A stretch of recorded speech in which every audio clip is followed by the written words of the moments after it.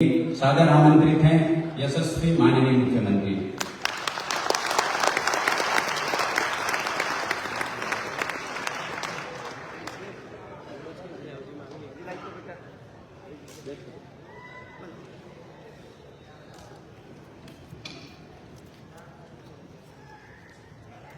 बोलिए भारत माता की जय, भारत माता की जय, छत्तीसगढ़ महतारी की जय, छत्तीसगढ़ महतारी की जय, संत सेवालाल महाराज की जय, संत सेवालाल महाराज की जय, गुरु नानक देव जी की जय, गुरु नानक देव जी की जय, मेरा माँ देवी की जय, मेरा माँ देवी की जय, बंजारा समाज की जय, बंजारा समाज की जय। आज छत्तीसगढ़ की इस पावन भूमि में और हमारे प्रदेश की राजधानी रायपुर में विश्व बंजारा दिवस के अवसर पर ऑल इंडिया बंजारा सेवा संघ द्वारा आयोजित बंजारा समाज के इस महाकुंभ में मंच में विराजमान महंत श्री उमेशानंद गिरी जी महाराज, मैं उनको प्रणाम करता हूं। और आज हम लोग का सौभाग्य है इस महाकुंभ में हमारे महाराष्ट्र सरकार के मंत्री श्री संजय राठौर जी उपस्थित हैं, महाराष्ट्र सरकार के राज्य मंत्री श्री इंद्रजीत नायक उपस्थित हैं, हमारे बसना के विधायक संपत अग्रवाल जी उपस्थित हैं। उनके क्षेत्र में बंजारा काफी संख्या में है। कर्नाटक के पूर्व सांसद श्री उमेश जाधव जी और समाज के राष्ट्रीय अध्यक्ष श्री शंकर पवार जी, कार्यकारी राष्ट्रीय अध्यक्ष श्री टी.सी. राठौर जी, श्रीमती शीतल संजय राठौर जी, हमारे छत्तीसगढ़ प्रदेश के समाज के अध्यक्ष श्री सदाशिव राम जी, श्री भागवत नायक जी, श्री अजय नायक जी, श्री श्याम नायक जी, कैलाश नायक जी, घासीराम नायक जी और समाज के केंद्र स्तर पर प्रदेश स्तर के सभी पदाधिकारीगण और इस महाकुंभ में पूरे देश भर से पधारे हमारे बंजारा समाज के बंधुगण, मातृशक्ति माताएं बहनें, युवा साथियों, भाइयों और बहनों, हमारे प्रेस मीडिया के साथीगण, मैं सबसे पहले आप सभी लोगों को विश्व बंजारा दिवस की बहुत बहुत बधाई देता हूं, बहुत बहुत शुभकामनाएं देता हूं।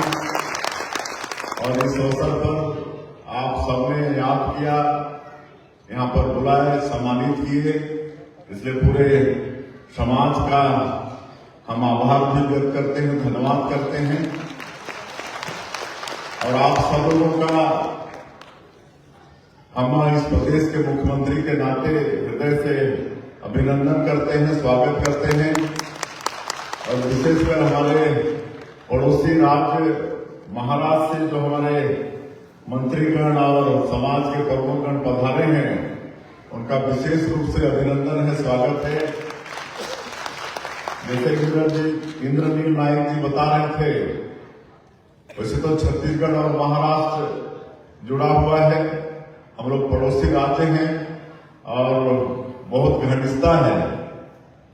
जब देश आजाद हुआ 1947 में, उस समय सीपी बरार सरकार थी, उस समय हम लोग भी सीपी बरार सरकार में थे और राजधानी नागपुर उस समय होती थी, नागपुर राजधानी होता था। तो हमारा तो सौभाग्य है कि हमारे दादाजी सरदार रघुनाथ साहब उस समय नॉमिनेट विधायक थे। 1947 में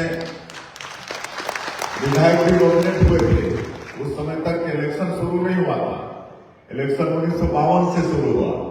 तो 1947 में हमारे ग्रैंडफादर, हमारे दादा सरदार बुद्धनाथ साहब वो मनोनीत विधायक थे। तो वही तरह से गहरा संबंध हम लोगों का महाराष्ट्र और छत्तीसगढ़ से है। वैसे तो हम सब लोग भारतवासी हैं, इस नाते भी हम लोग की घनिष्ठता है।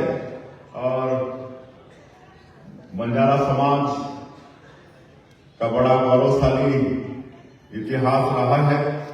और जैसे मैंने कहा कि हमारे विधायक जी हैं संपत अग्रवाल जी, उनके क्षेत्र में समाज की बहुत बहुलता है।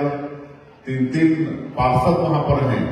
बसना नगर पालिका में 3 पार्षद भी बंजारा समाज से हैं। तो इस तरह से और महाराष्ट्र में हमारे इतने 2 मंत्री और भी कई वहां पर जनप्रतिनिधि होंगे।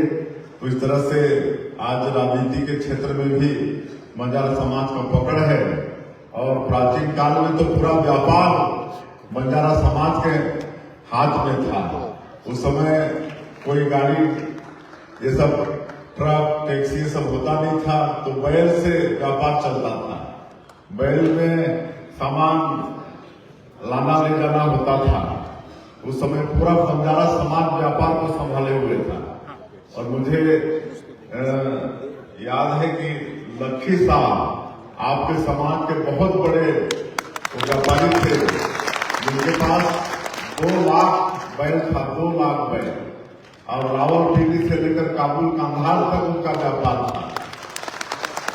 तो ऐसा समृद्धशाली इतिहास बंजारा समाज का रहा है। और स्वतंत्रता की लड़ाई में भी इस समाज का योगदान है। ऐसा नहीं कि बंजारा समाज कोई मतलब छोटा मोटा समाज है। और जहां तक मुझे याद है, ये बहुत बड़े व्यापारी थे लखी साहब, जिनका इस देश की जो राजधानी है दिल्ली, वहां चांदनी चौक क्षेत्र में उनकी बड़ी जमीन थी। और बहुत परोपकार के लिए अपना धर्म खर्चा करते थे। 95 साल की उम्र में औरंगजेब की सेना से वो प्रतिरोध लिए थे, उनका विरोध किए थे। ऐसा ये बंजारा समाज के बंधुओं का मैं यहाँ पर आपकी